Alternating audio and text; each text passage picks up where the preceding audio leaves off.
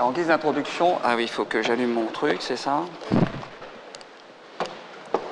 Oui, en guise d'introduction, je me souviens l'expérience de scientifiques qui prennent un long tube creux et ils se disent, ben voilà, tiens, on va introduire des abeilles dans le tube, donc ils l'introduisent par la partie gauche qui est l'entrée par laquelle on les introduit. Et les abeilles sont intelligentes, elles savent que la sortie elle est de l'autre côté et donc elles traversent le tube de manière efficace. Voilà. Donc ils reproduisent ça avec plein d'abeilles et toutes les abeilles sont très efficaces. À partir de là, ils essayent la même chose avec des mouches et les mouches elles sont bêtes et elles ne savent pas que la sortie est de l'autre côté et effectivement elles mettent un temps fou à sortir d'un côté ou de l'autre de manière totalement inefficace. D'où la vertu de l'abeille. Et à partir de là, ce que font ces chercheurs, ils imposent une évolution non linéaire en mettant une plaque de verre sur le tube. Alors je vous interpelle parce qu'on est face à des évolutions de moins en moins linéaires dans les entreprises. Elles sont en discontinuité du passé, et comme elles sont non linéaires, de fait, soit on ne les voit pas, elles sont invisibles, là c'est le cas, elles sont invisibles, ou alors elles grattent. Ce qui revient au même parce qu'on ne veut pas les voir, puisqu'elles grattent. Et donc, vous savez ce qui se passe? Ils introduisent les abeilles, elles meurent toutes.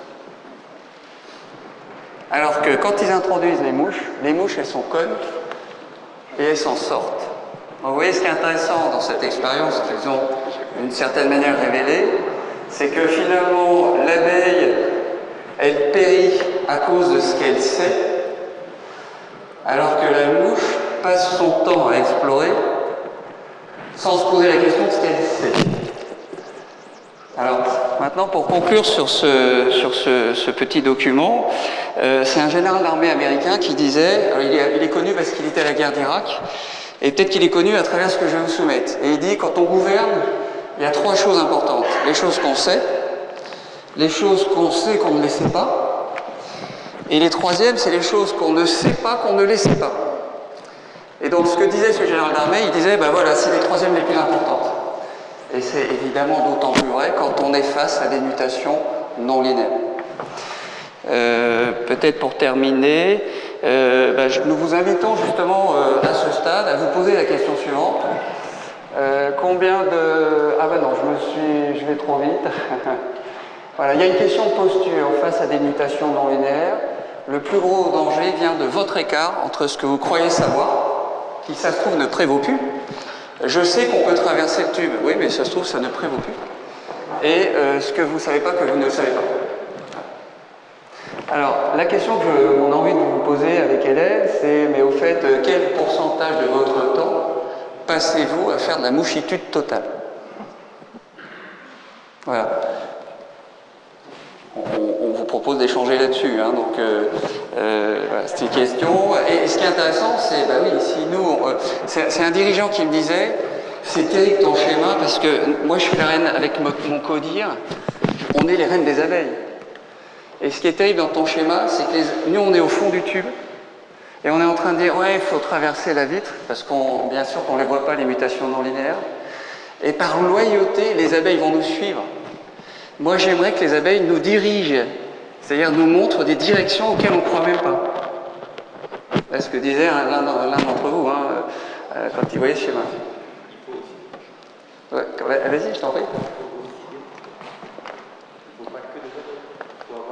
Oui, il faut avoir quelques mouches. Voilà, il n'y a pas que des abeilles, il faut avoir quelques mouches. Alors, est-ce qu'on peut binariser? Il y aura des abeilles et des mouches? Est-ce que c'est la solution? Autre chose? Autre réaction, témoignage? Il faut moucher les abeilles. Il faut moucher les abeilles, ouais. Alors comment on mouche les abeilles? Une évolution génétique. Il y a peut-être une réponse, hein. C'est Jean Vialet, je ne sais pas s'il y a des gens de Neuchâtel, hein, les Suisses, s'ils sont là, bienvenue. Jean Vialet qui est un chercheur psychologue et qui dit, il a fait des tas d'études sur la psychologie humaine, et il dit l'intelligence n'est pas ce qu'on sait, l'intelligence c'est ce qu'on fait quand on ne sait pas. Donc si les abeilles passent leur temps à se statifier dans ce qu'elles savent, elles ne vont pas devenir intelligentes, elles vont perdre de l'intelligence. Donc est-ce que les abeilles ne doivent pas faire de la mouchitude pour en devenir plus intelligentes? La difficulté, c'est pas de se débarrasser de nos certitudes. Parce que la difficulté, c'est pas de se débarrasser de nos certitudes. Ouais. Ça, bien sûr. On va essayer de donner des réponses. Hein. C'est Einstein qui disait « C'est beaucoup plus dur de désagréger un atome qu'un préjugé. » Exact. On va essayer d'y répondre. C'est l'inverse. Oui, pardon. Un préjugé. C'est plus difficile de désagréger un préjugé qu'un atome. On y va? On passe à la suite. D'autres réactions? On vous soumet voilà, une situation, c'est les abeilles, les mouches. C'est bon, on passe à la suite? Alors, vas-y Hélène. Alors, je vais vous proposer justement une situation de mutation non linéaire. La période 1900, je ne vous perds pas complètement dans l'histoire. 1900, ça vous évoque quelque chose. Vous vous souvenez du terme qu'on employait pour qualifier cette époque? La Belle Époque. On l'a appelée comme ça a posteriori. La Belle Époque, c'est... pourquoi est-ce qu'on l'appelle la Belle Époque?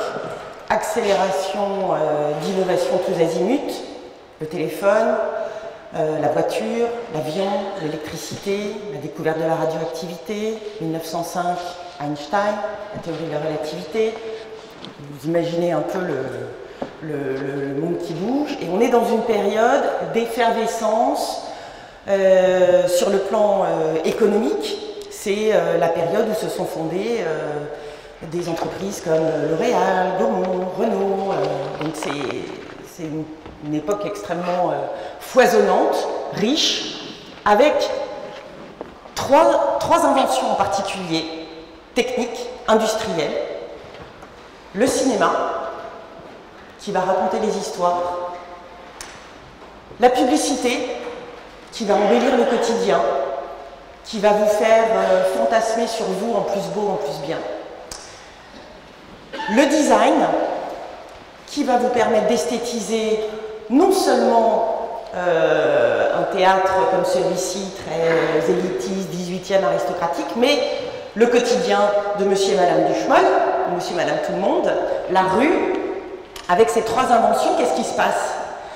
Eh bien, vous avez une mise en porte-à-faux complète de ce pourquoi travaillaient les peintres, les sculpteurs, les artistes. Ils étaient chargés d'embellir la vie. Ils étaient chargés de raconter des histoires. Ils étaient chargés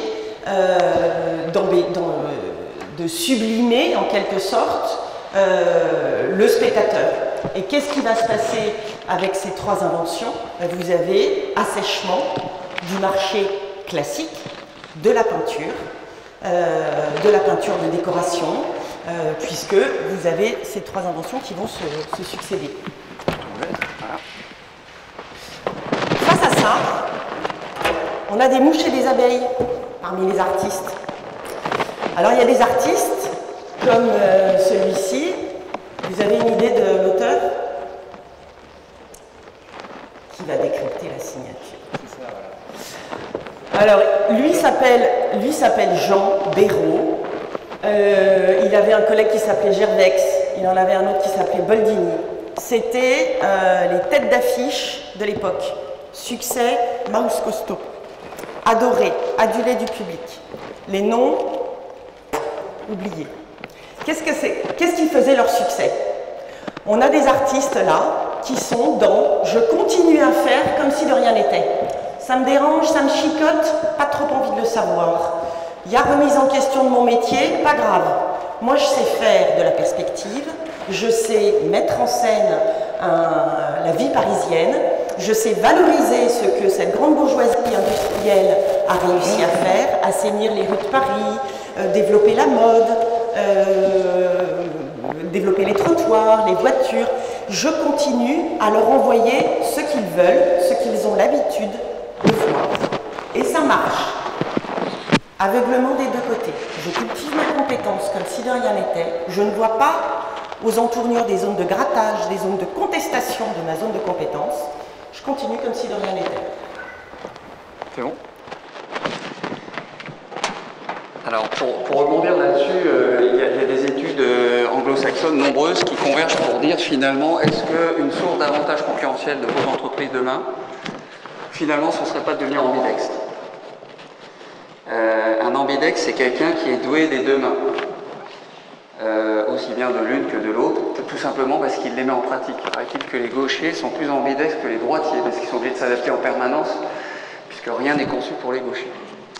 Alors, l'équivalent de la main habituelle, peut-être dans les entreprises, et je peux en témoigner puisque je travaille à la fois pour des entreprises et des startups. Donc, l'équivalent de la main droite, la main habituelle des entreprises, elle est consacrée, elle est hyper douée, elle a une dextérité extrême sur exploiter, manager le présent. Voilà, on est dans l'abeille, et c'est important, hein, le sujet n'est pas de dire que c'est pas important. Et la main qui est peut-être qui manque de dextérité et qu'il faudrait mettre en pratique pour équilibrer main gauche, main droite, c'est la main qui permet d'explorer et de créer l'avenir en abonnant le présent. Et ce qui est intéressant quand vous voyez un pianiste ambidextre, c'est la même personne qui a deux mains différentes. Et de fait, c'est ce qui fait qu'elle arrive à synchroniser les deux mains, mais les deux mains sont bien différentes. Donc est-ce qu'on ne pourrait pas avoir un double modèle d'entreprise, deux modèles d'entreprise, ces modèles étant séparés, puisque ce sont deux choses complètement différentes, et en synergie, séparés et en synergie. Et ce qui est intéressant, il y a des entreprises qui l'ont mis en œuvre. Comment on fait pour que nos hommes deviennent ambidextres? Donc nos hommes, selon les situations, sont dans tel ou tel modèle. Mais nos hommes deviennent ambidextres. Et à tous les niveaux dans l'entreprise, selon les situations, ils sont capables de se mettre en mouchitude totale, et on est bien dans le progrès de l'intelligence collective. Puisqu'en fait, l'intelligence, c'est ce qu'on fait quand on ne sait pas. Donc si on développe la main gauche, eh bien, on va développer ce qu'on fait, on ne sait pas, et du coup, on va développer le progrès de l'entreprise. Alors pour aller plus loin, donc on voit bien que c'est une forme de yin et de yang permanent, et qui pose la question à la fois de l'équilibre entre les deux. Et là, il y a une question qui est posée, c'est au fait, nous, combien de temps on passe avec nos équipes pour pratiquer la main gauche qui est inhabituelle. Je vous rassure, les startups, elles sont nulles en main droite. Donc, je vois des tas de startups qui ont des idées géniales, mais elles n'ont jamais concrétisé quelque chose de fiable. Parce qu'elles sont pas assez, elles manquent de dextérité sur la main droite. Ça ne marche pas non plus. Donc une startup, il faut aussi une dextérité sur la main droite. Alors, quand vous regardez le modèle d'entreprise de l'exploitation, on est centré sur un management par la performance. Ça vous parle? On est centré sur un management par la performance. Question posée, quand on est sur l'exploration, on est centré sur un management qui est quoi? Si ce n'est pas la performance. L'audace. L'audace, ouais. La liberté. La liberté. Alors, ce qui ressort, et tout converge vers ça, c'est le management par l'apprentissage. Je m'en fous de vos résultats. Montrez-moi comment vous apprenez vite. Et c'est bien en lien avec l'allégorie de l'archer. Je ne sais pas si vous connaissez l'allégorie de l'archer. Un archer qui doit viser une cible, s'il s'attache à viser la cible en premier, il sera moins efficace que celui qui s'attache à progresser pour atteindre la cible. Ça a été démontré. Donc c'est intéressant. Donc il y a quand même un enjeu dans vos entreprises face aux mutations non linéaires, c'est de développer votre capacité d'apprendre ce que vous ne savez même pas que vous ne savez pas. Et à tous les niveaux dans l'entreprise. Alors pour terminer là-dessus, ce qui est très important, alors ça aussi c'est des observations, est-ce que ces entreprises qui ont deux modèles peuvent n'avoir qu'un skipper? Qui va dire dans certains cas, écoutez, ben voilà, moi je suis accro à la performance, et dans d'autres cas, écoutez, ben maintenant je suis accro à l'apprentissage. C'est pas possible, c'est pas crédible. D'où un double modèle d'entreprise avec un skipper pour chaque modèle. Et le skipper du modèle de l'exploitation, il est un des participants dans l'entreprise d'exploration. Mais ce n'est pas le skipper, chacun a sa place. Et il y a des très bons exemples très connus, si vous voulez des exemples, je pourrais vous en donner, où on voit que finalement les entreprises performantes, c'est celles qui ont un référent pour « je m'en fous de la performance » et un référent pour ce qui compte, c'est la performance. C'est parti.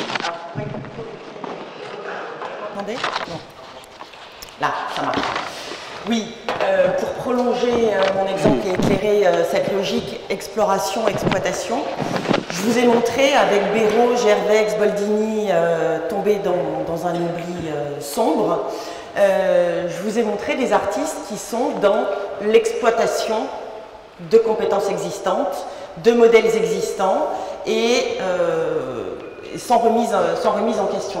Il y a deux exemples qui sont intéressants à observer, il y a énormément d'exemples à observer dans cette période-là d'artistes. On oublie de penser que Gauguin, mon premier exemple, et Picasso, mon deuxième exemple, sont contemporains de cette belle époque. En 1900, Gauguin il a 52 ans, Picasso il en a 19. Okay, donc il y a un décalage générationnel. Mais ils sont contemporains. Ce qu'on oublie souvent, c'est d'associer Belle Époque avec cette effervescence, la Tour Eiffel, l'effervescence scientifique et économique dont je vous parlais. On oublie de l'associer avec ces artistes complètement disruptifs. Mais qu'est-ce qui leur a pris? Eh bien, on a des artistes qui, contrairement à Béraud, Gervex et compagnie, ont vu, senti, touché les limites de leurs propres compétences et se sont dit « Merde, il y a un problème. Nous avons une compétence acquise, elle n'est pas opérante pour parler du monde dans lequel nous vivons, pour traduire, exprimer l'expérience que nous en faisons. » Donc qu'est-ce qui se passe avec Gauguin par exemple, qui n'est pas un autodidacte, mais qui est quelqu'un qui s'est formé en cours du soir, tout en étant courtier, donc une formation qui a duré quand même une petite dizaine d'années, qui s'est formé non seulement à la peinture, mais qui s'est formé aussi à la sculpture. Il était capable de tailler du marbre quand même, de faire des bustes en marbre tout à fait classiques. Il va se former également à la céramique. Pourquoi il fait tout ça? Il explore. Il teste ses compétences et il essaye d'inventer un langage pour essayer d'exprimer, de traduire l'expérience de la modernité, l'expérience de la belle époque. Est-ce que le résultat, c'est en peinture qu'il a été le plus loin, parce que c'est la technique probablement dans laquelle il avait le plus de facultés, mais c'est en expérimentant la sculpture, du marbre au bois ou la céramique qu'il est petit à petit parvenu, donc en explorant des techniques dans lesquelles il n'avait pas une surcompétence, bien au contraire, dans lesquelles il n'avait pas de facilité, il n'était pas à l'aise. C'est en explorant ces techniques-là qu'il a réussi à renouveler complètement le langage de la peinture. Aujourd'hui, ça nous paraît évident que ça, c'est infiniment plus intéressant que le tableau que je vous ai montré des boulevards parisiens tout à l'heure. Ben, à l'époque, c'est pas du tout comme ça que c'est perçu. Ça dérange, ça gratte. Parce que ça remet en question les critères d'évaluation de l'art à l'époque, et on considère, mais il n'est pas compétent, là, il n'y a pas de perspective, il ne me raconte pas d'histoire, j'y comprends rien, les couleurs ne sont pas conformes à la réalité, blablabli, blablabla. Puis Gauguin répond, ben, je suis désolé, il y a la photo pour ça maintenant, il y a le cinéma, c'est bon, on peut passer à autre chose. Je vais peindre ce que je rêve. Alors le deuxième exemple que j'avais envie de vous soumettre, c'est celui de Picasso. Ils sont un peu opposés, d'abord parce qu'une génération les sépare, mais aussi parce que d'un côté vous avez Gauguin, c'est pas un sous-doué, mais c'est pas un surdoué, loin de là. Et voilà. Et dans le cas de Picasso, c'est un surdoué. Comment, pourquoi on sort de sa zone de compétence quand on est un surdoué? Parce qu'on ne peut pas s'empêcher d'aller explorer les limites. Et en fait, c'est l'exploration des limites qui fait qu'un artiste, il est sans arrêt en train de sortir de sa zone de compétence et d'aller explorer autre chose. Picasso, il arrive à Paris, il découvre la modernité, il sort de son Espagne. Et qu'est-ce qu'il découvre? Une école de peinture impressionniste. Il se dit, non, mais ma technique académique, là, elle ne sert à rien, elle est totalement obsolète. Je réapprends à peindre. Et regardez la progression en l'espace de 10 ans. 1907, vous allez avoir, je crois que je vous l'ai mis après, voilà, la bombe, la première bombe de l'art moderne, si ce n'est de l'art contemporain, avec les Demoiselles d'Avignon. Et d'où ça sort, ça? Ça sort de 10 ans d'apprentissage, de réapprentissage complet de l'alphabet de la peinture, l'alphabet, la grammaire et comment réinventer un langage pour dire mon expérience du réel. C'est exactement le travail que fait Picasso. Imaginez transposer à nous, c'est votre gamin diplômé de Polytechnique, MBA à Stanford, et qui rentre et qui vous dit ouais, ben finalement j'ai passé un CAP de pâtissier parce que c'est l'aventure qui m'intéresse. Voilà. Donc dans le cas de Picasso, là où ça va loin, et Maximilien va décliner ça dans votre univers plus concrètement, ça va loin parce que ça passe forcément par une étape où il faut détruire explicitement le référentiel de compétences devenu obsolète. Et c'est ce qu'a réussi à faire Picasso avec le cubisme. Voilà. Non, pas de micro, je donc c'est génial, il me semble, alors je ne sais pas si Hélène va prouver, il me semble que ces deux personnages ont pratiqué à merveille le yin et le yang. Donc, ils ont autant pratiqué à merveille l'exploration, ce que je ne sais pas, que l'exploitation, ce que je découvre, pour en finir par en avoir une maîtrise. Alors à cet égard d'ailleurs, c'est intéressant. Peut-être que les entreprises, quand elles démarrent, elles sont dans la posture qu'ont eu ces deux personnages à ce moment-là. Et puis une fois qu'elles ont réussi, elles en perdent la posture. Et vous avez un historien qui m'avait frappé et qui expliquait que le succès de l'Empire vénitien, qui a dominé la Méditerranée, est lié à une posture d'explorateur. Et le déclin de l'Empire vénitien 4 siècles après, face aux Arabes, a été lié à une posture qui n'était plus qu'exploitant. Et ce sont à nouveau des explorateurs qui ont détruit l'Empire vénitien, ou en tout cas l'emprise de l'Empire vénitien sur la Méditerranée. Alors, vous vous dites peut-être, oui, mais alors comment on favorise justement la dextérité de la main gauche, comment on peut mettre en pratique nos hommes pour qu'ils deviennent aussi doués de la main gauche que de la main droite? Alors voilà peut-être une réponse intéressante, c'est qu'il s'agirait peut-être d'engager une itération de cradotest. Alors un cradotest c'est quoi? Je vais vous l'expliquer, je vais essayer. C'est un terme que j'ai voulu imager. Cradotest, c'est un affreux bricolage ingénieusement conçu pour découvrir l'inattendu, pour explorer l'inattendu. Voilà. L'intérêt d'un cradotest, c'est de découvrir des choses dont on ignore totalement ce qui va en ressortir, et évidemment de gratter les choses. Un cradotest, c'est fait sans indulgence, avec des moyens rudimentaires, et sous un délai très court. Et un cradotest, obligatoirement, doit servir une forme de pratique permanente qui est « je pensais avoir tel résultat, je m'attendais à avoir ça, je n'ai pas eu ça, qu'est-ce que j'ai eu ?» Et donc c'est par une succession d'écarts entre ce qu'on pense avoir et ce qu'on a qu'on finit par découvrir des nouvelles choses et qui sont apprenantes. Si vous ne faites pas des mesures, ça ne sert à rien de faire des cradotests. Alors, dans l'exemple, il y a beaucoup d'entreprises qui sont très bonnes dans la production d'idées, c'est quelque chose qui est très développé, il y a des tas d'outils qui se développent dans la créativité, et ce qui est intéressant, c'est de se dire, mais finalement, alors j'ai oublié un terme d'ailleurs, le mot alternatif. Le mot alternatif, c'est qu'on fait exprès des cradotests inverses l'un de l'autre pour tester sur une hypothèse des polarités complètement inverses. Et ce qui est intéressant dans le discours d'hier sur l'intelligence artificielle, c'est qu'elle fait plein de cradotests à échelle industrielle, à 360 degrés, et en explorant tous les alternatifs. Alors ici, on voit une courbe qui est intéressante, qui veut dire, bon, finalement, on est dans la phase production d'idées. C'est quoi l'après-production d'idées?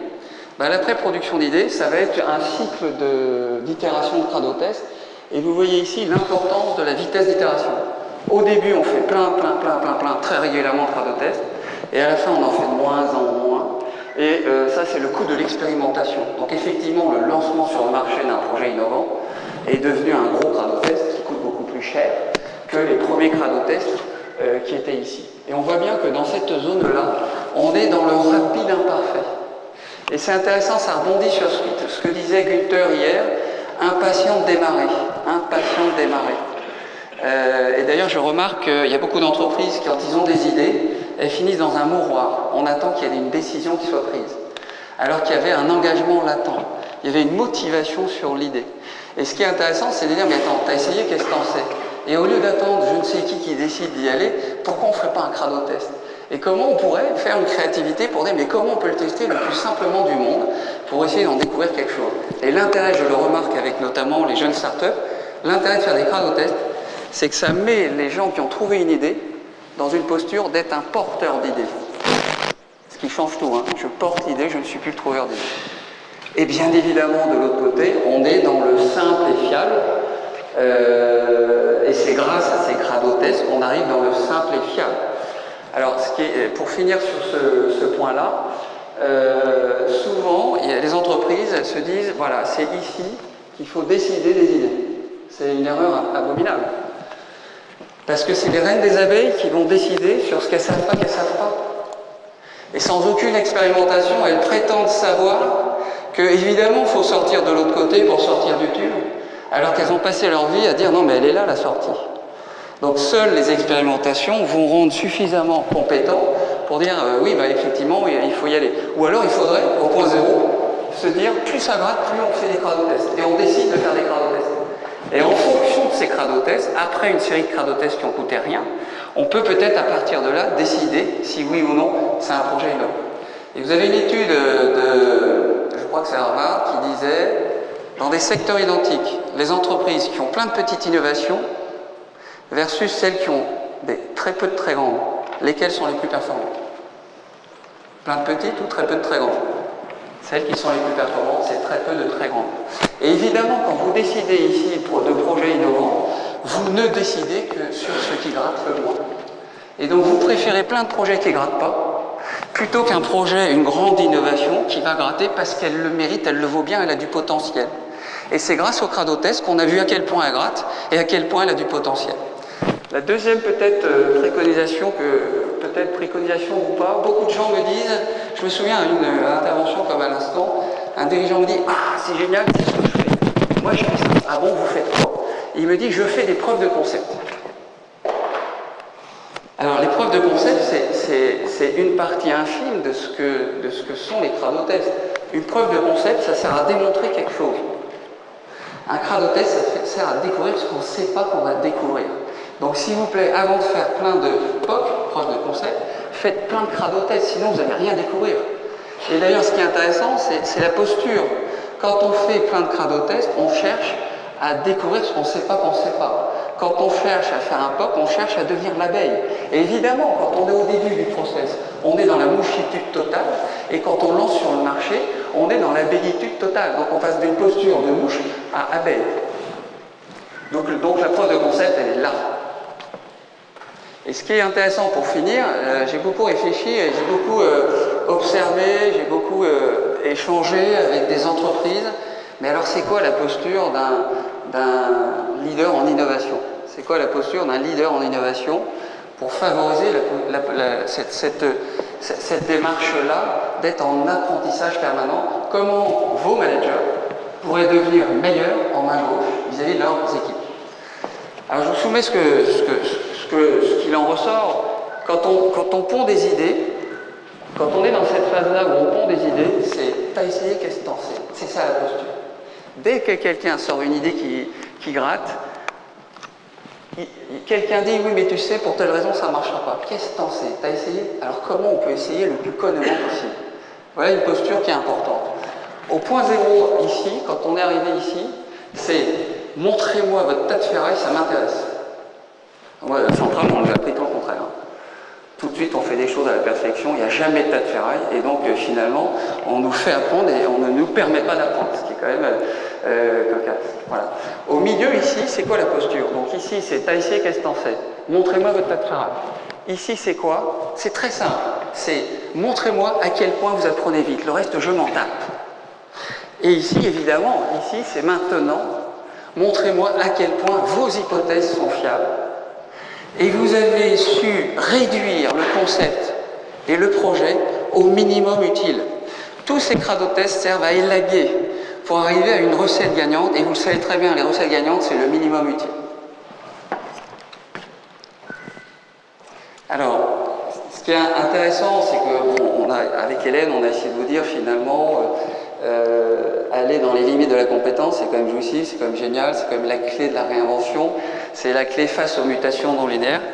Et peut-être un autre éclairage qui est le suivant. Ça, c'est une étude récente, c'est des chercheurs qui ont essayé de dire, mais finalement, pourquoi Kodak a échoué? Vous savez que tout le monde parle de Kodak qui a échoué.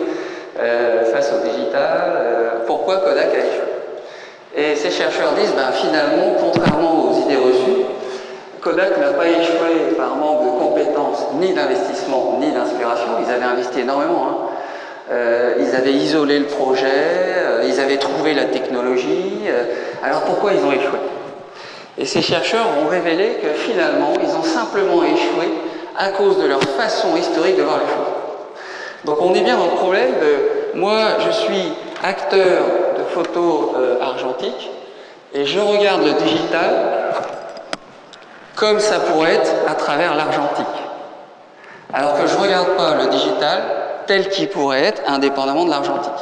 Et c'est tout le problème de Kodak, semble-t-il, qu'ont révélé ces chercheurs. Et ils ont utilisé un terme, le terme exact c'est the frame en anglais. Et the frame c'est le cadre de référence. Voilà. Donc Kodak a échoué parce qu'il n'a pas changé, et alors, tu en as parlé, il n'a pas changé son cadre de référence. Et d'où, lié à cette question, le fait de dire, mais mince, est-ce que les meilleurs innovateurs ne seraient pas des observateurs? Pour faire Picasso, Gauguin. Et donc il y a des exemples assez illustres. Hein. Vous avez Newton qui a regardé une pomme qui montait, il s'est dit qu'est-ce qui fait qu'elle monte? Non, c'est le contraire, qu'est-ce qui fait qu'elle tombe? Ça c'était Newton.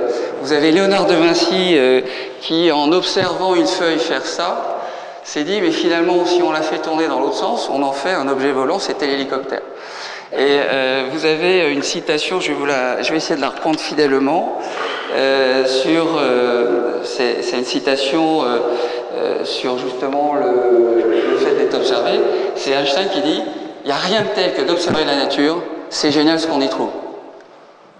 Alors, par rapport à ça, les meilleurs innovateurs sont observateurs. Ben voilà, il y a peut-être aussi changer le cadre de référence, regarder à travers le regard d'Hélène. Je crois que là, surtout, les artistes ont beaucoup à nous apprendre. Les artistes sont d'abord et avant tout, c'était le cas de Gauguin et de Picasso, je pense que vous l'avez compris dans l'exemple que j'ai pris tout à l'heure, c'est d'abord des observateurs, des mutations en train de se faire, qui observent que, oui, les industries esthétiques qui sont en train de naître vont remettre en cause la place de l'art et les modalités de la création artistique. Oui, l'industrie va remettre en question la technicité et le savoir-faire de l'artiste, et ils assument, ils explorent de nouveaux savoir-faire, une nouvelle création de valeur dans leurs œuvres. C'est d'abord des observateurs. Je pense que ça, c'est une réalité valable à n'importe quelle époque. Mais j'observe par ailleurs, depuis plus d'un siècle, comme par hasard, depuis le développement de notre monde d'image, ce que Gilles Lipovetsky appelle maintenant le monde écran global, Magritte, Ceci n'est pas une pomme, 1929, c'est 4 ans après l'invention de la télévision. Elle n'est pas encore rentrée dans toutes les maisons. Magritte est déjà en warning. Combien de temps allez-vous encore faire la différence entre la représentation d'une image, d'un objet, l'objet lui-même et son nom? Et dans les années 60, Lichtenstein, le pop art, alerte rouge sur notre capacité d'observation, notre capacité de discernement. S'il n'y a pas un truc, un indicateur qui gratte que nous ressentons, qui est que nous avons du mal à y voir clair sur ce qui se passe, je crois que c'en est un. Et il y a dans le propos des artistes du XXe siècle une alerte qui nous est donnée depuis le développement exponentiel de ces images qui déferlent et habitent notre quotidien, une alerte à attention à la vigilance. Vous vous souvenez peut-être de l'épisode de l'art cinétique qui jouait sur les illusions d'optique. Il y a une exposition il n'y a pas très longtemps sur le sujet. Dans ce propos des artistes, il y a un accompagnement d'une mutation majeure qui s'est passée pendant ce XXe siècle, a fortiori dans les 30 dernières années, qui est la manière dont les images ont saturé notre espace d'observation au point qu'elles anesthésient notre regard. Donc non seulement les images produites autour de nous et déferlant autour de nous sont des images qui vont très très vite et qui se succèdent, ce qui fait qu'on en a ras-le-bol, on ne fait même plus attention, mais en plus elles sont conçues sciemment pour que nous les captions en un millième de seconde par le reptilien, surtout pas par le cortex. Donc, autrement dit, elles sont faites pour nous rendre débiles. Donc il y a un danger, une alerte au discernement qui nous est lancée par les artistes, réelle, à la vigilance. La compétence majeure aujourd'hui, c'est observer. Observer, être vigilant, discerner. Dans le mainstream, ceux qui disaient à la belle époque, oui, oui, l'innovation, nous sommes dans une période de mutations inédites, etc. Si vous avez d'autres artistes qui disent, oula, oui, oui, mais il y a des zones d'ombre, il y a des zones d'inquiétude. Il faut les dire, il faut les nommer. Ok. Alors, ce qui est intéressant à travers ce que dit Hélène, c'est finalement, et la révélation de Kodak, c'est, bon, ok, quelle est la part de notre temps et de nos équipes pour aller explorer? C'est pas suffisant. C'est quelle est la part de ce temps d'exploration qui est consacré à observer pour changer la façon de voir les choses. Explorer pour explorer, on s'en fout. Ce qu'il faut, c'est explorer pour changer la façon de voir les choses. Et voir autre chose que la façon actuelle de voir les choses. C'est peut-être une réponse à ta question que tu posais tout à l'heure. Une des réponses, c'est de dire la clé, c'est de voir autrement, de changer la façon de voir les choses. Alors, ça c'est intéressant, c'est deux chercheurs américains spécialisés en éducation, enseignement, et ils ont fait des recherches assez étendues, et ils disent, mais finalement, changer la façon dont les gens regardent les choses est le cœur de l'apprentissage. Changer la façon de regarder les choses est le cœur de l'apprentissage et le début du changement de leur façon de faire les choses. Donc finalement, on essaye de vous mettre en pointillé, enfin en exergue, en accent au sein du sujet, le fait de dire la clé pour se mettre en incompétence, consciemment incompétent, la clé serait peut-être tout simplement de changer le cadre de référence et de le détruire. On jette le cadre de référence. Et ça nous aide à observer. Alors, je vais essayer de... Ah pardon, vas-y Hélène.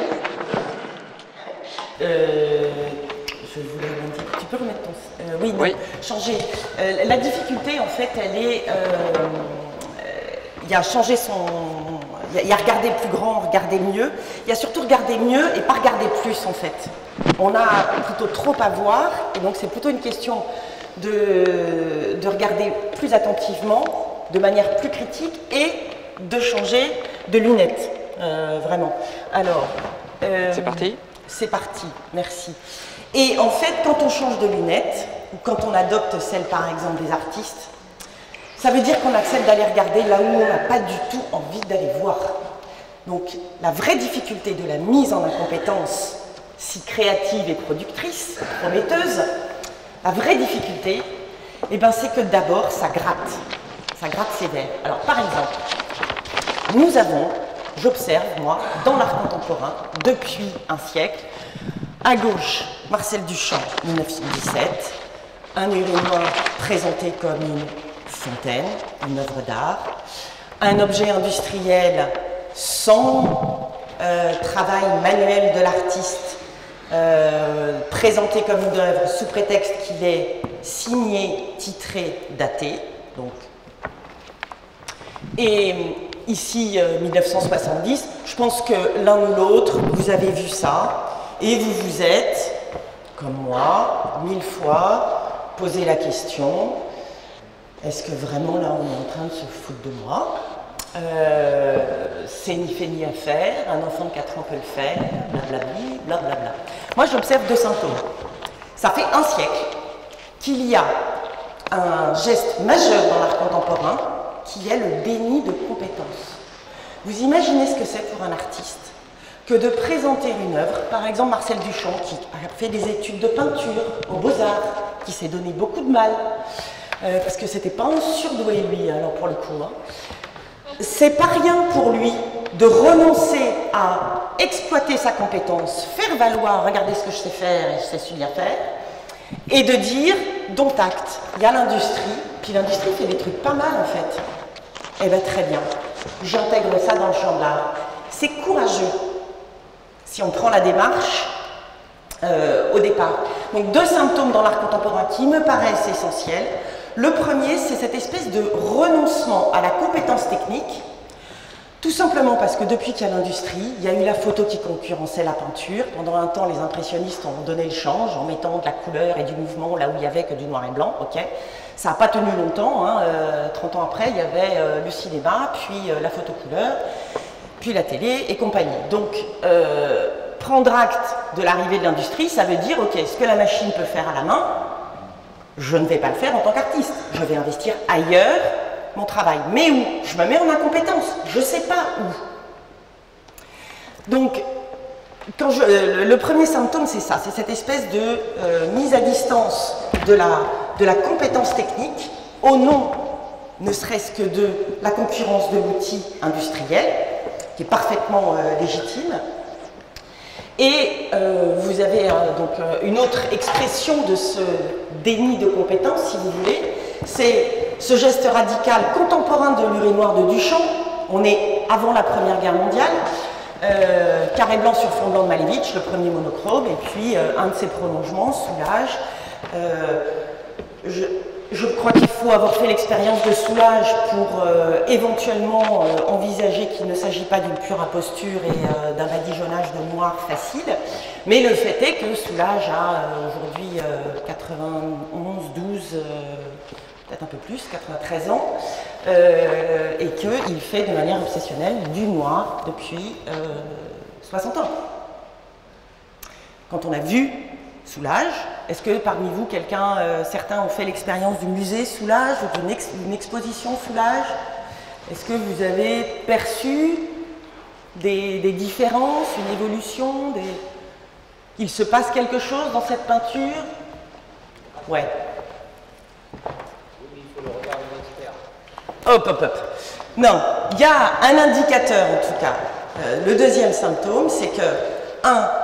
Les artistes nous montrent des choses sans compétences techniques apparentes, au point que on ne peut pas s'empêcher de temps en temps de se dire « un enfant de 4 ans pourrait le faire, je peux le faire, donc c'est pas de l'art ». Et donc, il y a ce refus de la compétence apparente. Et la deuxième chose, c'est que ça nous gratte. C'est probablement le critère au nom duquel on jette le plus le discrédit sur l'art contemporain. Alors, moi je suis obligée de vous dire une chose, parce que je suis quand même d'abord historienne de l'art, experte sur le Quattrocento à Florence. Ce que j'ai appris de l'histoire de l'art, c'est que l'art d'une époque, c'est un sismographe légèrement anticipateur de ce pourquoi son époque n'a pas encore les mots et les concepts. L'art d'une époque, c'est le miroir de son temps, avec un petit peu d'avance parce qu'elle est l'expression sensible, plastique, de ce pourquoi on n'a pas encore les concepts, les mots de verbalisation, voyez? C'est ce que j'ai appris en histoire de l'art. Là-dessus, je suis à peu près compétente. Là où je suis incompétente, c'est pour interpréter l'art contemporain. Parce que je suis historienne, moi je ne suis pas outillée pour décoder l'art contemporain, puis ça a tellement pété les plombs que mes critères ne marchent plus. Et ce que je peux vous dire, c'est que selon toute probabilité, l'art d'aujourd'hui est en train de dire ce que nous sommes en train de devenir. Donc, quand il y a un symptôme aussi fort de « on met à bas la compétence technique, la compétence manuelle dans l'art contemporain », c'est que ça dit quelque chose de nous. Et si ça nous gratte, c'est parce que nous, ça nous gratte aux entournures. Ça met en cause nos propres compétences. Je vais m'arrêter là pour l'instant et te laisser enchaîner, je reviendrai après. Ce qui est intéressant, c'est au fait changer la façon de voir les choses. Est-ce que c'est pas la vocation de l'APM? Est-ce que c'est pas la valeur fondamentale de l'APM? Quand on écoutait la sérendipité qu'expliquait Stéphane André, est-ce que c'est pas ce qui fait que l'APM a de la valeur? En fait, l'APM, ils ne sont pas là pour vous donner des schémas, ou alors on se trompe. L'APM est là pour vous aider à vous réinterroger. Et on vous aide peut-être à vous réinterroger en changeant votre façon de voir les choses, c'est tout. Et déjà, le déclic, il viendra de vous-même à partir du moment où on peut vous aider à changer votre façon de voir les choses. Mais après, il y a un enjeu, c'est de le démultiplier dans l'entreprise, bien évidemment. Alors, vous vous dites peut-être, combien d'entre nous ont clairement identifié une zone d'impasse, une zone qui gratte, et qui nous oblige à nous mettre en position flippante d'inconfort. Voilà. On a envie de vous changer sur cette question. On regarde tout ce que dit Hélène, qui est quand même avéré. Donc, combien d'entre vous sont dans la posture de Picasso, je ne sais plus à quelle date, et Gauguin au même titre. Voilà, on a envie de vous sonder là-dessus. Il faut essayer de répondre à la levée.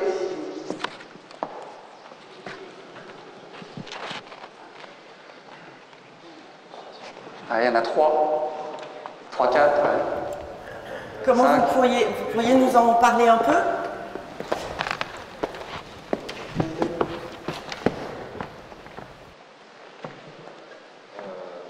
je me suis retrouvé dans une situation de conduire une transformation sur un domaine où j'étais pas du tout compétent, dans une entreprise de 10 000 personnes. Les 17 mois, on doit présenter toutes les 6 semaines ce qu'on fait. C'est très fréquent. C'est très confortable. Mais effectivement, ça pousse à aller chercher un peu partout, n'importe où, ici à la paix, dans les conférences, discuter avec des gens. Et à force de nager, on finit par avoir des pistes qui sortent de trucs qu'on n'avait pas du tout imaginé. Super.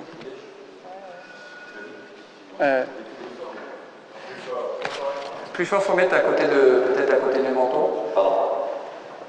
Voilà. Je disais que j'ai vécu ça pendant les 10 derniers mois, en étant sur une position de transformation dans une entreprise, sur un domaine où je n'étais pas du tout compétent. Une entreprise de 10 000 personnes. Et voilà, donc là, en pensant que mon incompétence et ma curiosité allaient peut-être provoquer quelque chose. Donc j'ai vécu ce que Un autre témoignage sur je suis aujourd'hui dans une zone d'impasse. Et je sais, j'en assume l'occurrence, et je m'oblige, je sais que je suis en inconfort, j'ai accepté. Donc moi je travaille dans l'industrie pharmaceutique. Aujourd'hui on a une activité sur les médicaments d'azote vivante. Et maintenant je veux innover et passer sur d'autres technologies qui des phages, des virus pour traiter et éliminer les bactéries. Et je ne suis pas du tout scientifique. Et donc il faut que je remette, il faut que je me réinvente dans un secteur qui n'est absolument pas le mien. Et c'est vraiment une zone, alors je suis dans une zone d'impasse par rapport à mon activité actuelle, et donc je suis obligé de me mettre dans une position d'inconfort pour aller innover sur un nouveau secteur d'activité dans lequel je n'ai pas toutes les cartes en main. Et au final, je me dis que c'est une zone d'impasse, c'est une opportunité fantastique. Parce qu'effectivement, sur le moment c'est flippant, mais inversement, on s'ouvre de telles portes derrière qu'il y a une jouissance intellectuelle, une fois qu'on a passé ça, qui est fabuleuse et qui pour moi est le meilleur moteur pour avancer et au contraire se mettre de manière volontaire dans une position flippante. Génial. Merci. Bon, c'est bon, on passe à d'autres. Quelqu'un veut apporter une expérience pour. Souvent, c'est les. Ouais.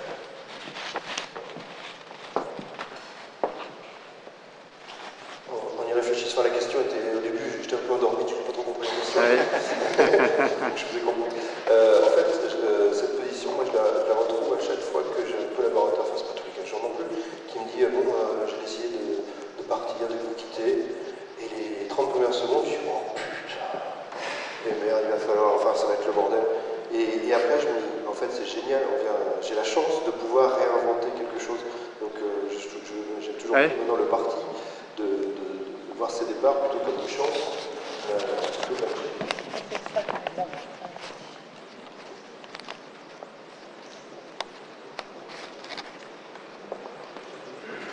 Il y a encore quelqu'un là-bas. Voilà. Non, parce que c'est un sujet qui interpelle, et évidemment, nous on vous interroge, mais on n'a pas les réponses. C'est-à-dire comment on change la façon de voir les choses. On sent que c'est la clé de tout le reste, avec une posture de mise en incompétence volontaire. Maintenant, échangeons sur nos expériences.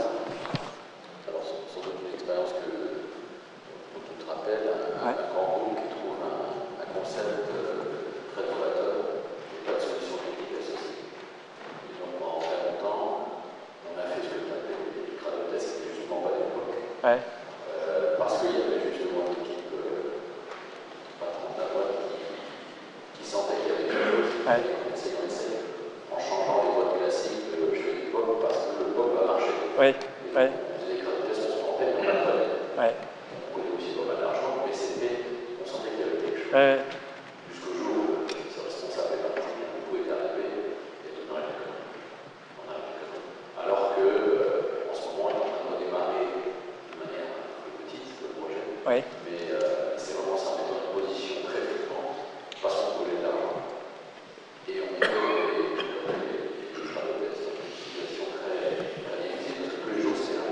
Ouais. Ouais.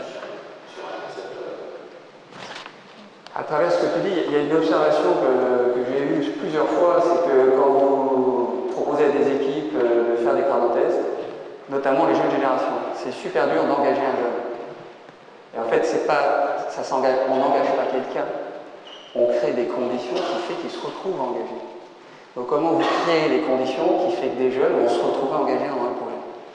Et bien un des leviers clés, c'est mais vas-y, mais fais un crado-test, par contre t'as pas de moyens. Et le jeune, il a donné de son temps, il a fait un crado-test et il se retrouve engagé sans s'en rendre compte. C'est extrêmement intéressant. Et on voit au fur et à mesure des crado-tests, le jeune il se dit punaise, quand je vois tout ce que j'ai fait comme crado-test, c'est pas le moment de m'arrêter.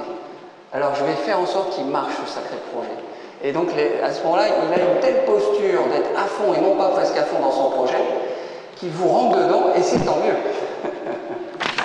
Ça me fait penser à à une nuance qu'on pourrait peut-être apporter. C'est sur le moment où on bascule comme ça en zone d'incompétence et dans l'exploration et dans le renouvellement de soi-même. Ça peut être induit par la pression extérieure, la contrainte.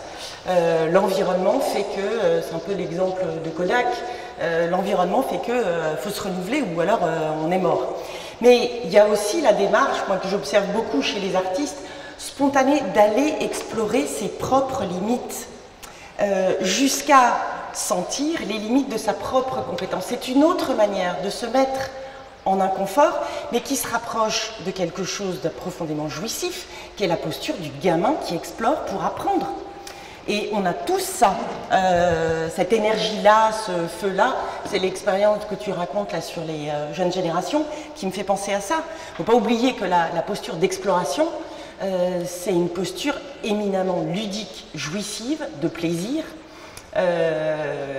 Voilà, plus on a d'expérience. C'est là que je pense dans les postures qui sont les vôtres de dirigeants, avec expertise et expérience qui plus est, la zone de compétence à remettre en question, où l'ampleur du travail est plus élevée.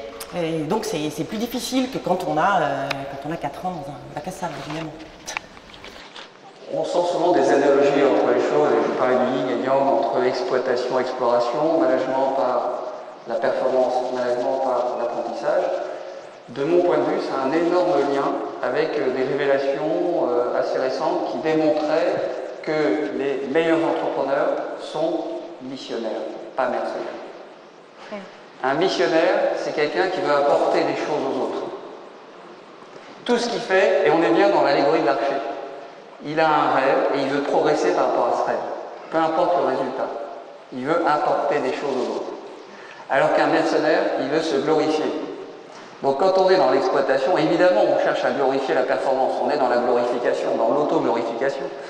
Est-ce que c'est pas important pour les entreprises, face à des mutations non linéaires, de se remettre en missionnariat à long terme?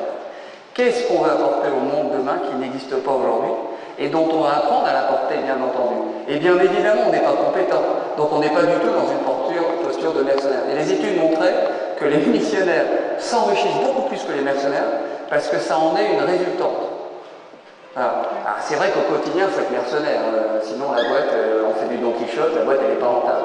Le problème c'est que le quotidien envahit notre vie d'entreprise et deuxième chose, quand on sent qu'on est en danger, on veut protéger quelque chose qui existe et on se met en mercenariat grave. Donc est-ce qu'au contraire, vous ne devriez pas, bien entendu, faire du missionnariat à court terme, au quotidien, je veux dire, mais vous faire violence à être missionnaire à long terme? Et je suis désolé de vous dire, j'ai remarqué qu'il y a, vous savez, il y a toutes les entreprises, elles ont leur slide notre mission. D'accord? Il y a très peu de missions dans les slides que j'ai pu lire qui sont missionnaires. Elles sont plutôt on veut être ceci. Et non pas on veut apporter ceci. Donc interrogez-vous sur votre mission à long terme. Est-ce que oui ou non, on veut être ceci? Ou est-ce qu'on veut apporter ceci qui n'existe pas et qui apportera telle valeur, je ne sais pas qui? Alors pour continuer sur le... Ouais. Oui. Ah, volontiers, volontiers. Oui, bonjour. Je voudrais résumer à travers une petite chose. Moi, à la base, je suis ingénieur électronique. Donc, comme ingénieur électronique, j'ai fait 15 ans de management dans des boîtes électroniques. Puis après, le hasard de la vie a fait que je suis allé dans le monde du terreau agricole. J'y connaissais absolument rien. Donc, zone de confort complète. On était en plus léger d'une boîte française. Et donc les 2 premières expériences, c'était dans des grands groupes. Et ensuite, maintenant je suis dans le domaine de l'imprimerie avec ma propre boîte et je connaissais absolument rien. Donc j'ai racheté une boîte, je savais à peine la différence entre un A3 et un A4. Et après, à titre personnel, je fais pas mal d'exploration, je vais un peu sur des hauts sommets, Antarctique, etc., seul ou à deux. Et en fait, tout ça pour dire que moi j'en tire 2 leçons. D'abord, c'est que quand on change comme ça de domaine, par exemple professionnel, on a l'impression de vivre plusieurs vies. Donc je trouve que c'est vraiment passionnant à faire, j'incite tout le monde à le faire. Ça c'est la première chose. Et la deuxième chose, par rapport à ma passion d'exploration, je m'aperçois qu'on est dans un monde où on veut toujours tout maîtriser, anticiper, connaître vraiment les tenants et les aboutissants, comme quand on innove. Et finalement, moi si je suis en Arctique, je peux pendant 15 jours ne plus avoir la météo par exemple. Et donc je ne sais pas ce qui va se passer dans le quart d'heure qui suit. Et si je suis en montagne en France, je vais reprendre la météo 3 fois par jour. Et finalement, je m'aperçois que quand on va dans cette exploration, dans cet tel confort, on vit un peu plus l'instant présent. Et on avance par petits pas. Et c'est finalement la bonne méthode moi, que je remets dans mon entreprise. C'est-à-dire que finalement, c'est pas la peine de tout anticiper. Chaque jour, il y a des petits problèmes, et ben, on les règle, et finalement, on n'a pas besoin de savoir quels sont les problèmes qu'on va avoir.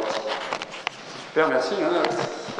C'est vrai qu'il y avait un livre très connu, c'était Le Cygne Noir, qui disait, donc c'était un trader libanais qui disait que tous les prospectivistes étaient des escrocs, parce qu'ils partent du principe que les signes sont blancs, alors qu'il y a des signes noirs qui arrivent. Et donc, ce que j'aime beaucoup dans ce que tu dis, c'est que finalement, l'avenir appartient non pas à ceux qui font de la prospective et qui anticipent, l'avenir appartient aux transformateurs. IBM aurait dû inventer Microsoft, Microsoft aurait dû inventer Google, Google aurait dû inventer Facebook. Et je peux vous dire que Facebook, il ne s'est pas dit, on va essayer de planter Google, qu'est-ce qu'on fait? Non, ils ont exploré un truc qui les intéressait, ils ne se sont pas posé de questions, ils ont fait des petits pas. Je peux dire que Facebook a fait que des petits pas, Airbnb a fait pareil, et on en voit le résultat. Donc c'est intéressant de se remettre en position de missionnaire, alors que notre situation face aux mutations non linéaires nous amènerait à dire, ah, comment on protège le château?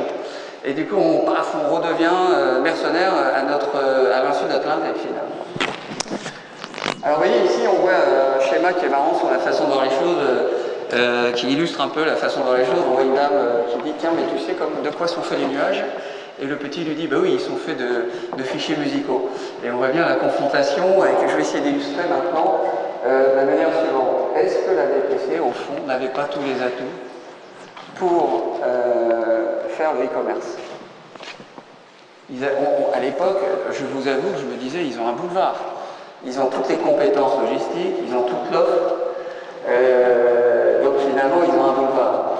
Et on voit bien que c'est pas eux qui ont exploité le boulevard tel qu'il a été par la suite. C'est des gens comme Cdiscount, Amazon, et quand on compare Cdiscount à ce qu'était et ce qui est devenu maintenant 3 Suisses, la Redoute et la Camif, on voit bien que c'est pas eux qui ont finalement tiré parti du boulevard. Et effectivement, quand on considère leur façon de voir les choses, je vais essayer de vous faire le décalage. Dans un cas, on adresse des cibles, c'était à l'époque, hein. Donc clairement, on adresse des cibles dans des territoires géographiques qui nous attendent. Ça, c'est la façon VPC de voir Internet. D'accord? Et la façon e-commerce de voir Internet, c'est-à-dire que c'est génial, on peut interagir avec chaque consommateur à tout instant, où qu'il soit, il n'y a plus de frontières géographiques, et tout au long de son parcours. Et on n'est plus dans la relation client, ça c'était la vision de gauche, on est dans l'interaction, l'expérience et le parcours client. Ce qui est clairement manifesté aujourd'hui à travers le e-commerce, tel que le e-commerce a essayé de voir Internet. Je continue sur 3 Suisses, la Redoute, la VPC en général, on leur envoie un catalogue annuellement et on attend leurs commandes quand ils voudront bien les prendre. Donc en quoi Internet va nous aider à envoyer des catalogues? Je ne sais pas si vous vous souvenez, à l'époque, il y a des gens qui vendaient des catalogues en ligne, des startups qui disaient ouais, on va foutre tous vos catalogues en ligne, ça va être génial. Et il y avait des gens qui avaient cru que la mise en ligne des catalogues papier, c'était une application d'avenir. Alors que regardez, les gens qui ont créé le e-commerce en regardant Internet, ils se sont dit mais non, ce qui est génial avec Internet, c'est qu'on a un choix illimité. et on a un choix cognitif. Amazon est avant tout une place de marché. Et du coup, Amazon, de fait, c'est illimité comme catalogue. J'ai des élèves, des anciens élèves qui sont chez Amazon et ils me disent on a 6 fois plus de références que Leroy Merlin, Castorama, Rimini.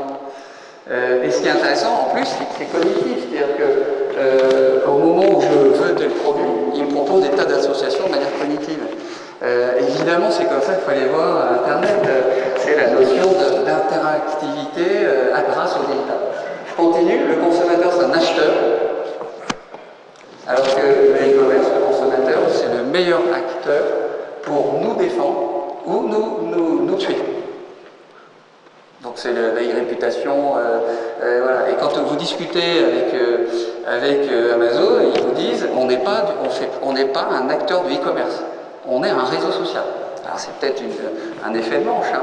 Et ils te disent oui, on est un réseau social parce qu'on passe notre temps à demander à nos gens c'était bien, c'était pas bien, mettez des évaluations. Alors tout le monde dit oui, mais elles sont fausses, peut-être, n'empêche que dès le départ, elle était bien liée à ça.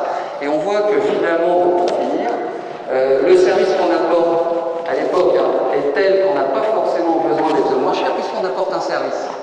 Alors qu'Internet permet d'avoir à la fois les meilleurs prix, à la fois la meilleure personnalisation, les meilleurs services, et à la fois la meilleure performance. Alors c'est intéressant, la notion de coût, performance, personnalisation.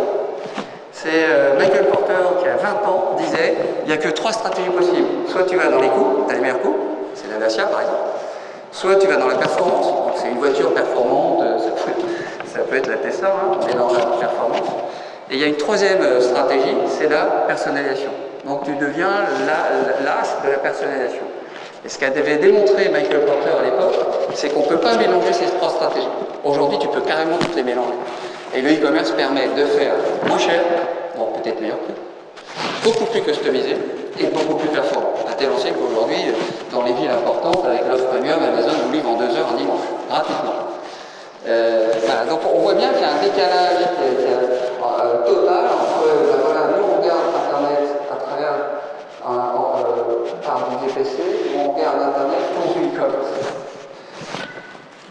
Voilà, donc je vous soumets la question qui est valable pour vous, quoi. Comment vous regardez les mutations dans les DL? Est-ce que vous les regardez telles que vous regardez les choses en VPCiste? Ou est-ce que vous regardez les choses telles qu'elles pourraient être en e-commerce? Rien à voir. Et évidemment, ça oblige à se mettre en inconfort, à aller se gratter. Et c'est ça, c'est peut-être le rêve qui peut d'ailleurs engager vos hommes d'aller regarder cette mutation non linéaire telle qu'elle pourrait être, et non pas de l'adapter à ce qu'on fait aujourd'hui. Voilà. Alors, il y a une question que vous posez, bon, alors comment on change la façon de voir les choses, qui ressort de tous nos débats, et il est difficile d'y répondre. Je vais quand même on va essayer de transmettre des pistes. La première, c'est que si vous diversifiez les profils, vous diversifiez le nombre de gens qui ne voient pas la même chose. Donc vous avez des chances, en confusionnant les différentes façons de voir les choses, vous avez des chances de voir des tas de nouvelles choses. N'est-ce pas d'ailleurs la vocation d'un club APM? Diversité des participants, diversité des profils en mettant des jeunes de start-up.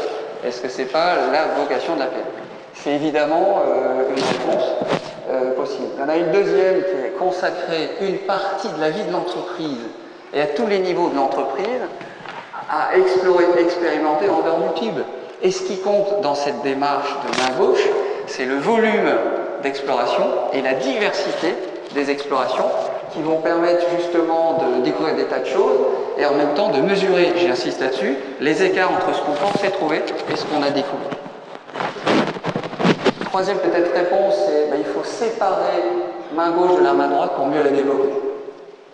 Alors vous avez les cas extrêmes, il y a des gens qui disent oui, on va faire une start-up et on fait totalement à part. C'est quoi l'inconvénient? C'est qu'il n'y a pas de synergie.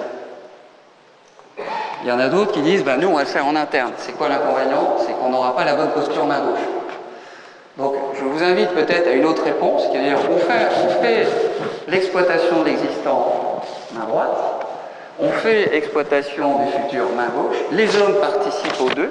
On peut même consacrer des lieux spécifiques pour bien qu'ils comprennent qu'ici on est dans l'exploration. On crée des rituels d'exploration. Si vous ne créez pas de rituels, vous ne changez pas la répartition du temps. On crée des rituels d'exploration.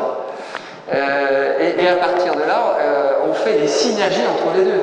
Sinon, ça n'a aucun intérêt. Vendez votre boîte et créez une start-up. Si vous faites un projet totalement à part en synergie, vendez votre boîte et faites votre start-up. Ou je ne sais pas, enfin, vous n'aurez pas de synergie, quel dommage. L'intérêt pour vous, c'est de faire des synergies entre le futur et le présent. Ça a même un avantage. C'est que si vous faites complètement à part, il y a une entreprise qui me témoignait ça, c'est une entreprise vendéenne, 5 ans après, il y a une guéguerre en interne entre ceux qui sont main gauche, ceux qui sont main droite, et ceux qui sont main droite, ils gueulent en disant mais nous on n'est pas capable d'innover. Et eux, alors nous on fait des économies à court terme, il y a une flactouille, on ne sait pas ce que ça donne. Donc est-ce qu'il n'y a pas, voilà, est-ce qu'il ne faut pas, oui, séparer les deux, mais en faire des synergies. Et donc ce qui oblige à faire des rituels par lesquels tout un chacun va sortir de faire des explorations. Le dernier, alors lié à ça, voilà, la main gauche, c'est une mission d'exploration, ça va? Deuxième chose, on est dans le management par l'apprentissage, on l'a dit.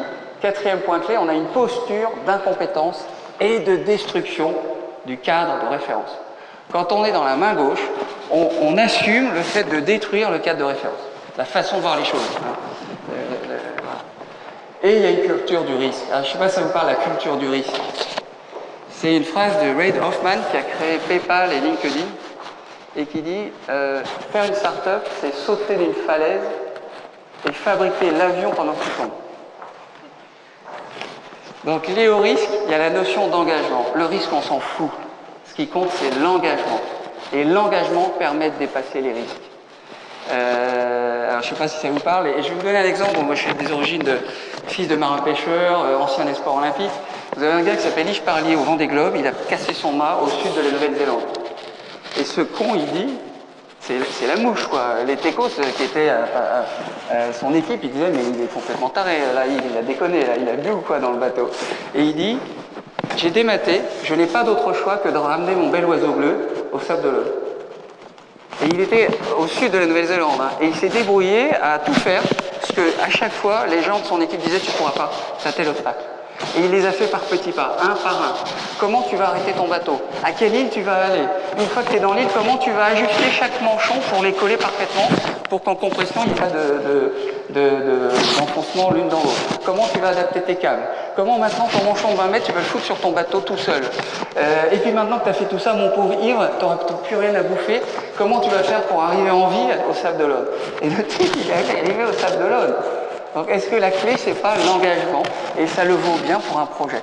Et j'aimerais bien voir ce monsieur Reid Hoffman pour lui dire, est-ce qu'on saute d'une falaise si on n'a pas un rêve? C'est du suicide. On saute d'une falaise parce qu'on a un rêve de nouvelles valeurs à apporter. Alors peut-être une autre piste, c'est pratiquer deux parcours totalement séparés entre réinventer, recentrer le business existant et créer le business futur. Et je vais vous donner un exemple. Vous regardez Apple à l'époque, ils ont complètement réinventé l'offre micro avec iBook, iMac, en le recentrant. Ils n'ont pas jeté l'existant et l'eau du bain. Non, ils l'ont recentré sur ce qu'il y a de meilleur pour le réinventer. On y met moins de moyens et ça sort plus de résultats. Et à partir de là, ils ont aussi inventé ce qui n'existait pas. Ils ont créé au même moment le business futur. Ils ont créé iTunes, iPod, qui a permis de faire iPhone, Apple Store, qui a permis de faire iPad. Ce qui est très intéressant dans cette démarche, il y a des tas d'autres exemples que je peux vous soumettre, c'est que quand vous dites à vos hommes, on a deux trajectoires séparées et en synergie, l'une on va recentrer l'existant et on va le réinventer, vous n'êtes pas en train de leur dire que, aïe, on est mort du passé. On est mort, c'est fini, le passé est oublié. Non, le passé, on va le réinventer, c'est quand même soulageant. Et c'est ce qui nous autorise à aussi détruire le passé à travers une autre trajectoire en parallèle, du moment qu'on ait des synergies entre les deux. Dernier point clé, poursuivre un rêve de nouvelles valeurs et se fixer un défi associé. On revient aux missionnaires. Et est-ce que c'est pas l'enjeu? Moi, j'adore les startups qui me disent, nous, notre rêve de valeur, il est là. J'ai horreur des startups qui me disent, nous, on a une solution, et c'est notre projet, c'est notre solution. Parce qu'une solution, si elle n'est pas bonne, t'es mort. Si tu as un rêve, tu trouveras toujours les solutions. Du moment que tu fasses tes explorations, un peu avec des petits pas, et tôt ou tard, tu vas trouver la solution, et le rêve le vaut bien. Et peu importe le chemin que tu feras, du moment que tu as un rêve, c'est ça qui compte. Sur la notion de défi, peut-être quelques points. Les gens n'adaptent pas. fait une étude sur l'engagement. Je ne sais pas si vous savez, la DARPA, c'est la cellule innovation du ministère de l'Armée américain. Et c'est eux qui ont un peu été à l'initiative du GPS, de tout un tas d'innovations du siècle actuel. Et récemment, il y a une étude qui a été faite parce que certains chefs de projet de la DARPA ont été dans des entreprises.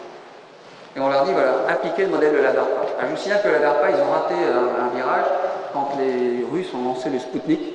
Et ils se sont dit, on est foutu, on change le modèle. Un des points clés de la DARPA, c'est au point zéro d'un projet innovant, il faut fixer un curseur ambitionnel. Vous voyez, donc on fait des crowd-tests, on décide que c'est un projet innovant, et là, qu'est-ce qu'on fait? On fixe un curseur ambitionnel. Alors, je vais vous donner un exemple de réel et curseur ambitionnel. C'est De Vialet, qui est à côté de la PM d'ailleurs, De Vialet, c'est des gens qui disent, nous, c'est un gars qui vient chez Intuit, donc il est post-spécialement spécialiste de l'audio, et il se dit, moi, mon rêve, c'est de réintroduire la haute fidélité chez moi, comme je l'avais à l'époque chez mes parents, avec des amplis analogiques et avec les disques vinyles.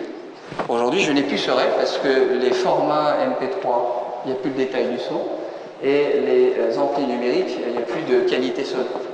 Et donc, ils ont été... Voilà, ça c'est leur rêve, ça va. Vous savez quel était leur défi? Dans 3 ans, on sera dans tous les magasins Apple. Ils y sont arrivés. S'il est plus contraignant de relever de grands défis que de moindres, les probabilités de réussite sont meilleures. C'est une phrase d'André Proudhon. Et ce que je regrette, c'est qu'il y a beaucoup d'entreprises qui ont peut-être trop de petits défis. Moi, j'appelle ça des ragots de vœux. Un ragout de vœux. Et il ferait mieux d'avoir très peu de défis.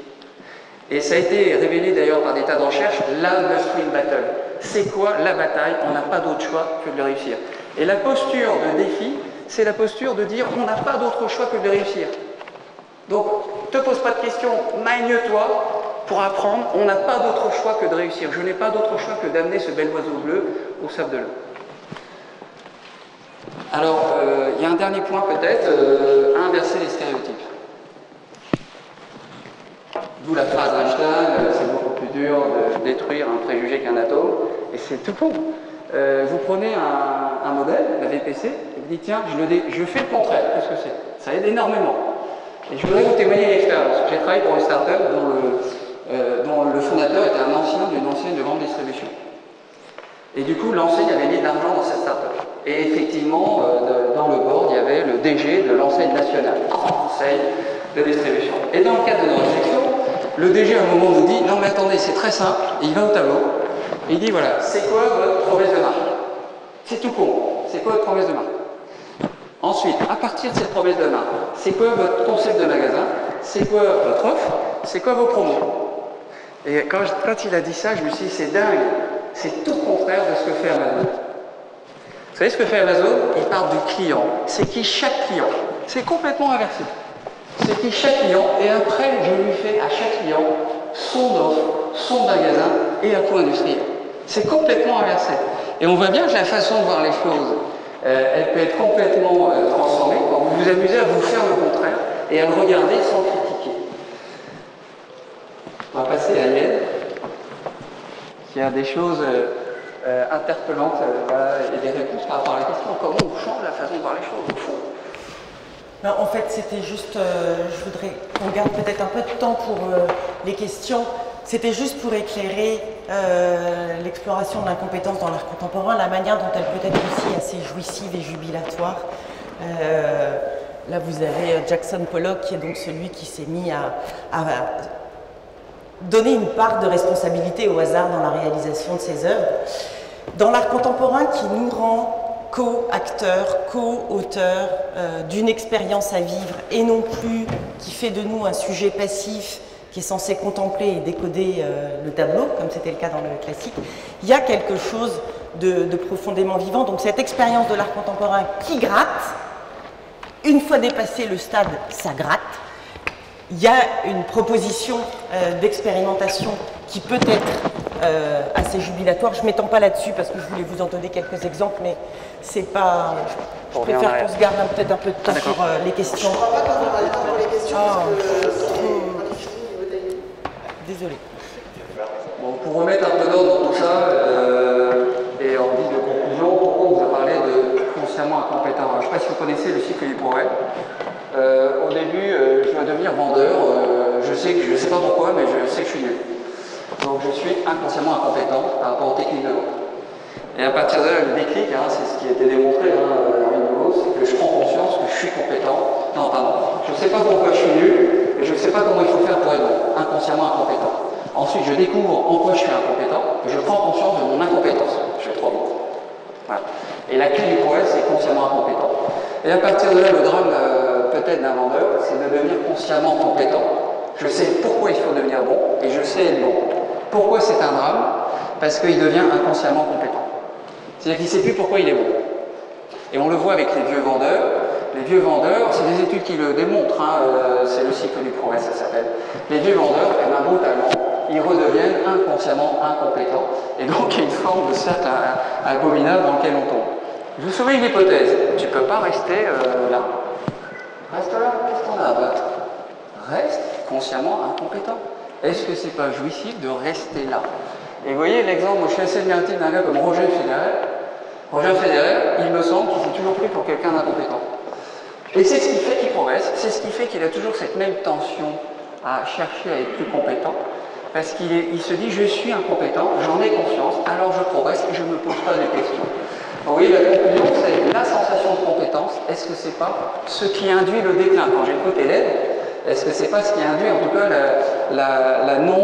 non-progrès? Alors que rester incompétent, c'est ne pas cesser de rêver. Ce sera le mot de la fin. Merci beaucoup à tous les deux. Merci.